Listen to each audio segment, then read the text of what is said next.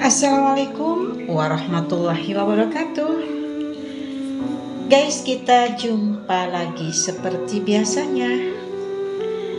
Saya hadir di sini untuk menemani kalian semua dalam menyimak kisah-kisah tentang Nabi Allah yang ada di dalam Al-Qur'annya. Kali ini kita sudah sampai di kisah Nabi Syuaib di bagian yang ketiga ya guys, atau bagian yang terakhir. Simak sampai habis ya, biar tidak gagal paham. Oke, kita mulai saja.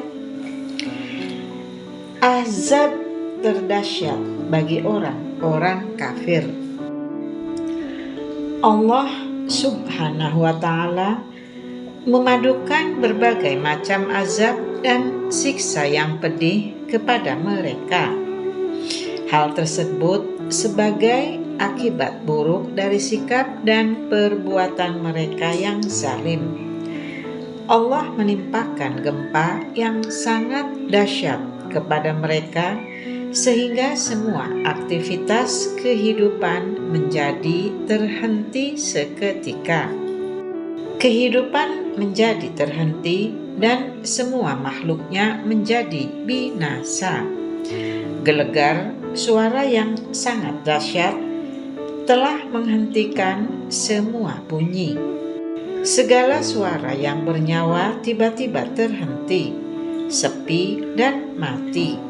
Mereka dikepung oleh naungan awan hitam yang dikirim kepada mereka hingga mereka terjebak dalam kobaran api yang sangat mematikan dari segala penjuru.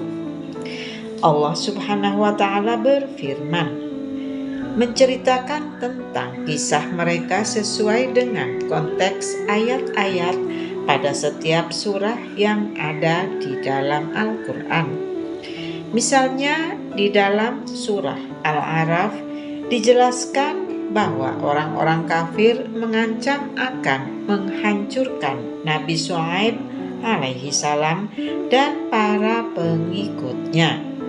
Mereka berusaha untuk mengusir beliau dan para pengikutnya dari negeri mereka sendiri, atau memaksa mereka agar kembali pada agama kaumnya yang kafir itu.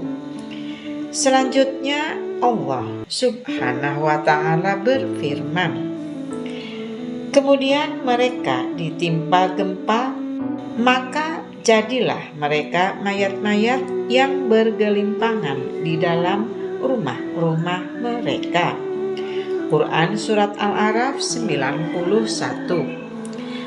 Azab dan hukuman yang ditimpakan kepada kaum Nabi Syuaib merupakan balasan yang setimpal atas kedurhakaan dan permusuhan yang telah mereka lakukan kepada Nabi Syuaib dan para pengikut beliau. Adapun di dalam surah Hud disebutkan bahwa kaum Nabi Syuaib yang durhaka itu diterpa oleh suara yang sangat keras menggelegar sehingga mereka tewas seketika. Jasad mereka bergelimpangan dan berserakan di rumah mereka masing-masing.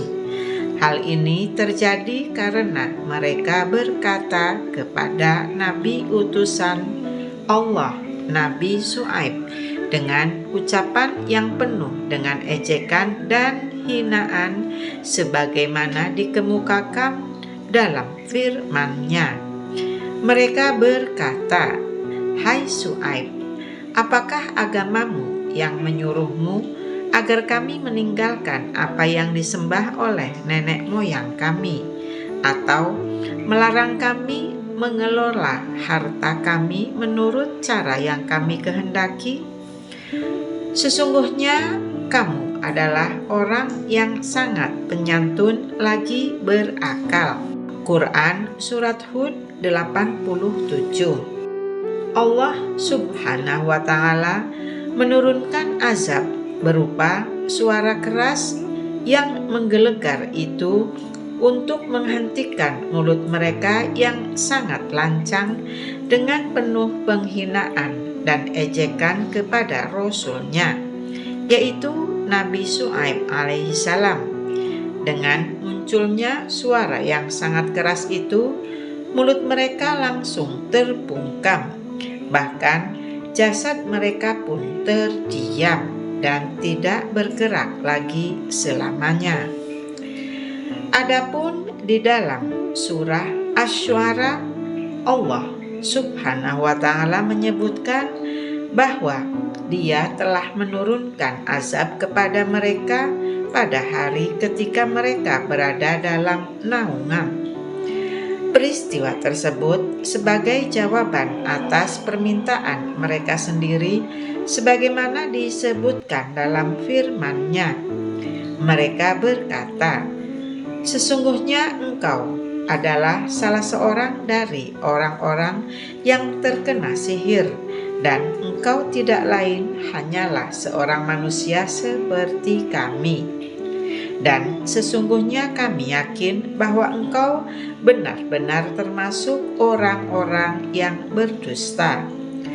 Oleh sebab itu, jatuhkanlah atas kami gumpalan awan dari langit jika kamu termasuk orang-orang yang benar." Syuaib berkata, "Tuhanku lebih mengetahui apa yang kalian kerjakan." Quran Asy-Syu'ara 185 sampai dengan 188. Allah yang Maha Mendengar lagi Maha Mengetahui berfirman, "Kemudian mereka mendustakan Syuaib, lalu mereka ditimpa azab pada hari mereka dinaungi awan. Sesungguhnya azab itu adalah azab hari yang besar." Quran Surat Asy-Syu'ara 189. Sebagian ahli tafsir seperti Qatadah dan lainnya beranggapan bahwa penduduk Aikah adalah umat lain yang bukan merupakan penduduk Madyan. Anggapan ini merupakan pendapat yang dhaif, lemah. Sesungguhnya pokok persoalan yang berkaitan dengan identitas kaum Nabi Syuaib alaihissalam terletak pada dua hal utama. Yang pertama, firman Allah alaihissalam, "Penduduk Aikah telah mendustakan para rasul ketika Syuaib berkata kepada mereka, 'Mengapa kamu sekalian tidak bertakwa?' Quran Surat Asy-Syu'ara 176 sampai dengan 177. Dalam ayat di atas tidak menyebutkan kata akahum, saudara mereka. Hal ini berbeda dengan ayat berikut ini yang menyebutkan kata akahum tersebut. "Dan kami telah mengutus kepada penduduk Madyan saudara mereka Syuaib." Quran Surat Al-A'raf 85. Yang kedua, Allah menyebut azab bagi penduduk Aikah dengan sebutan Yaum Azilah, azab pada hari mereka dinaungi awan, sedangkan azab bagi penduduk Madyan disebut Ar-Rajfah, gempa, atau Asy-Syaihah, suara keras menggelegar. Adapun jawaban atas masalah pertama, bahwa Allah Subhanahu wa ta'ala tidak menyebutkan kata ukhuwah, persaudaraan, setelah firman-Nya, "Penduduk Aikah telah mendustakan para rasul." Quran Surat Asy-Syu'ara 176. Hal ini dikarenakan Allah menyifati mereka sebagai penyembah Aikah, sehingga penyebutan kata persaudaraan di sini tidak tepat. Adapun ketika mereka dinasabkan kepada suatu kabilah, hal ini ada hubungannya dengan penyebutan Syuaib sebagai saudara mereka. Perbedaan ini tampak begitu halus, tetapi mengandung nilai yang sangat tinggi. Berkaitan dengan hujah mereka yang menggunakan istilah Yaum Az-Zilah, azab pada hari mereka dinaungi awan. Pada ayat yang berkaitan dengan penduduk Aikah, jika hal ini merupakan dalil khusus tentang azab yang menimpa mereka, hal ini menunjukkan bahwa keduanya merupakan komunitas masyarakat yang berbeda identitasnya. Pasalnya, dalam ayat lain disebutkan tentang berbagai macam siksaan, yaitu berupa gempa dan suara keras.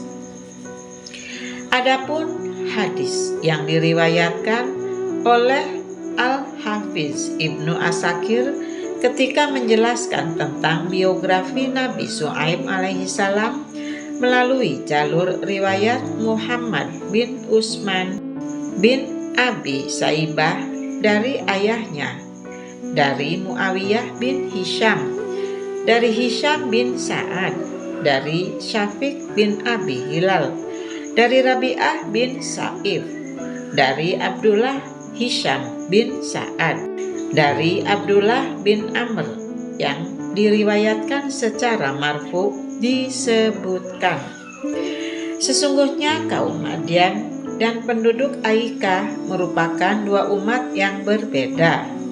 Allah mengutus Nabi Syuaib alaihissalam kepada kedua umat itu. Hadis ini berkedudukan sebagai hadis gharib, asing. Hadis ini mempunyai perawi hadis yang masih diperdebatkan. Hadis ini diprediksi berasal dari Abdullah bin Amr ketika ia ikut bergabung dalam perang Yarmuk. Ia ditemani oleh beberapa orang yang menceritakan hadis ini dari kisah-kisah Israiliyat. Wallahu a'lam. Allah menyebutkan perbuatan tercela yang dilakukan oleh penduduk Aikah sebagaimana Allah menyebutkan perbuatan buruk kaum Madian, yaitu mengurangi takaran dan timbangan. Hal ini menunjukkan bahwa mereka adalah satu kaum, umat yang dibinasakan dengan berbagai macam azab. Dalam hal ini Allah telah menyebutkan pada beberapa surah dalam Al-Quran sesuai dengan konteks temanya. Azab yang menimpa penduduk Madian. Firman Allah Subhanahu wa ta'ala, kemudian mereka mendustakan Syuaib, lalu mereka ditimpa azab pada hari mereka dinaungi awan. Sesungguhnya itulah azab pada hari yang besar. Quran Surat Asy-Syu'ara 189. Diceritakan bahwa mereka merasakan panas yang sangat menyengat.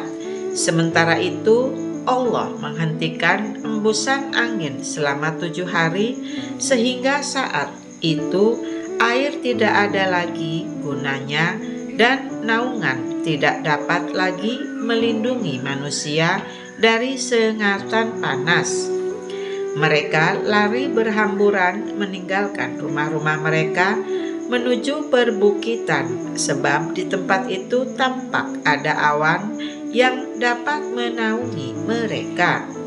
Akhirnya mereka berkumpul semua di bawah awan dengan maksud untuk berteduh di bawahnya. Ketika mereka semua telah berkumpul menjadi satu dengan berdesak-desakan di bawah awan, pada saat itulah Allah Subhanahu wa ta'ala menurunkan batu-batu yang sangat panas dan keras untuk membidik mereka. Lemparan batu-batu api dari atas diiringi dengan ledakan suara yang menggelegar, dan bumi berguncang sangat dahsyat. Semua itu mengakibatkan nyawa-nyawa melayang dan mayat-mayat bergelimpangan. Allah Subhanahu wa Ta'ala berfirman, "Kemudian mereka ditimpa gempa, maka jadilah mereka mayat-mayat yang bergelimpangan di dalam rumah-rumah mereka, yaitu orang-orang yang mendustakan Syuaib, seolah-olah mereka belum pernah berdiam di kota itu." Orang-orang yang mendustakan Syuaib, mereka itulah orang-orang yang merugi. Quran Surat Al-A'raf 91 sampai dengan 92. Allah Subhanahu wa Ta'ala menyelamatkan Nabi Syuaib alaihi salam dan orang-orang beriman yang bersama beliau.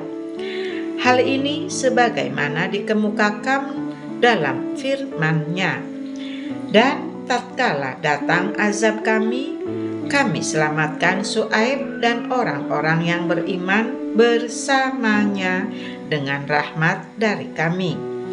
Sedangkan orang-orang yang zalim dibinasakan oleh suara yang mengguntur sehingga mereka mati bergelimpangan di rumahnya, seolah-olah mereka belum pernah berdiam di tempat itu.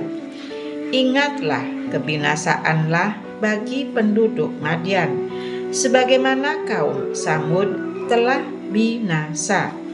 Quran Surat Hud 94 sampai dengan 95. Allah Subhanahu wa Ta'ala juga berfirman, "Pemuka-pemuka kaum Syuaib yang kafir berkata kepada sesamanya, 'Sesungguhnya jika kalian mengikuti Syuaib, tentu kalian menjadi orang-orang yang merugi.' Kemudian mereka ditimpa gempa, maka jadilah mereka mayat-mayat yang bergelimpangan di dalam reruntuhan rumah-rumah mereka. Orang-orang yang mendustakan Syuaib, seolah-olah mereka belum pernah berdiam di kota itu. Mereka yang mendustakan Syuaib, itulah orang-orang yang merugi." Quran Surat Al-A'raf 90 sampai dengan 92. Ayat ini merupakan jawaban atas ucapan mereka yang mengatakan, "Sesungguhnya jika kalian mengikuti Syuaib, tentu kalian menjadi orang-orang yang merugi." Quran Surat Al-A'raf 90. Akhir dakwah Nabi Syuaib.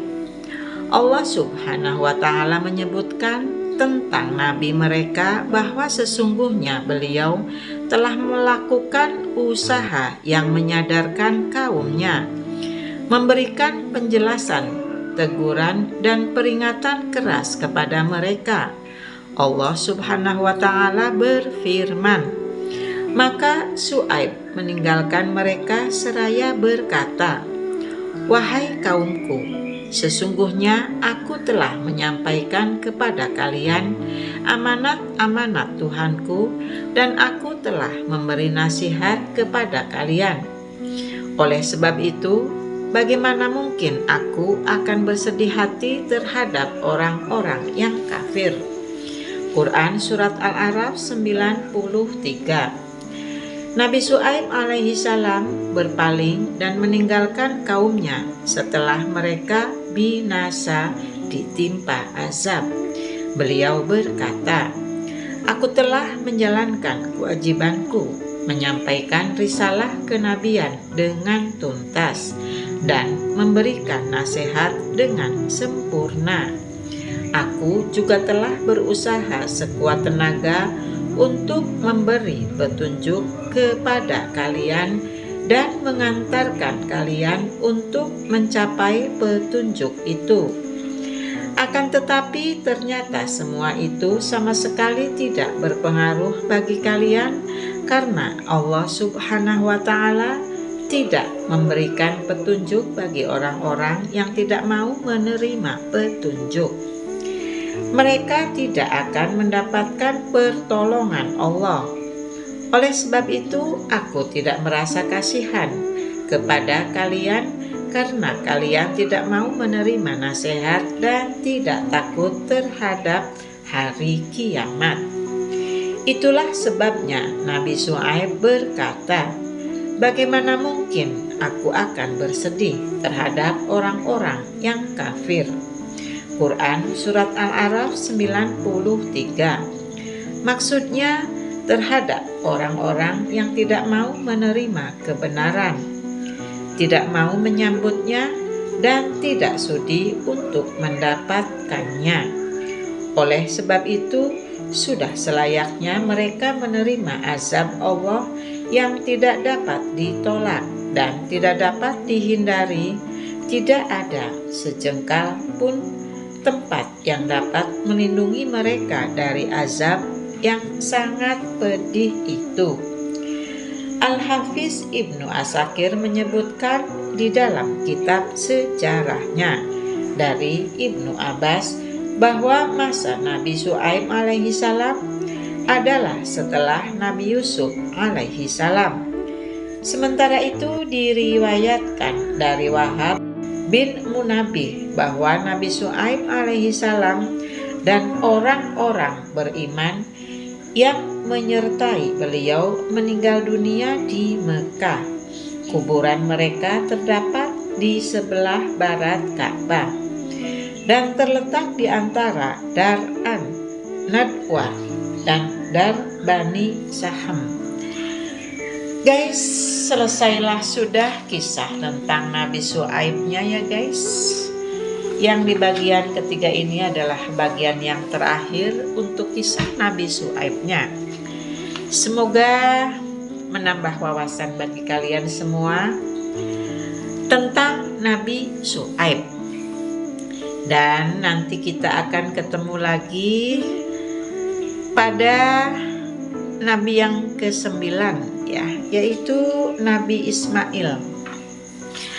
Oke guys, sampai di sini dulu. Assalamualaikum warahmatullahi wabarakatuh.